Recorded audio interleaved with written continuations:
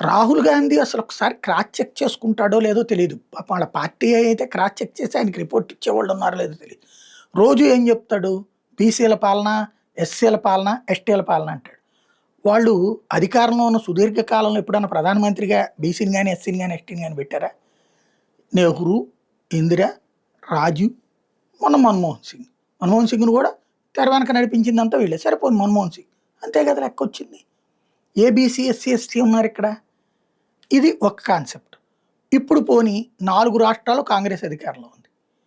ఒకటి తెలంగాణ, రెడ్డి సామాజిక వర్గానికి సంబంధించినట్టు రేవంత్ రెడ్డి. ఓసీనే కదా! అట్లా కర్ణాటకలో ఇప్పటిదాకా ఓబీసీకి సంబంధించినటువంటి సిద్ధరామయ్య ప్లేస్‌లో ఇప్పుడు డీకే శివకుమార్ వచ్చాడు.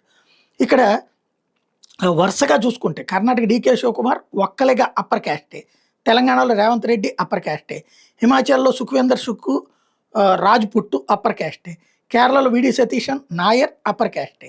ఓవరాల్‌గా 4 సీఎం ఉంటే నలుగురు అప్పర్ క్యాస్టే. ఓబీసీ ఎక్కడున్నారు? షెడ్యూల్డ్ క్యాస్ట్ ఎక్కడున్నారు? షెడ్యూల్డ్ ట్రైబ్ ఎక్కడున్నారు? ముస్లిం ఎక్కడున్నారు? అన్నటువంటిది ఇప్పుడు ట్రోల్ చేస్తున్నారు రాహుల్ వ్యతిరేకులు.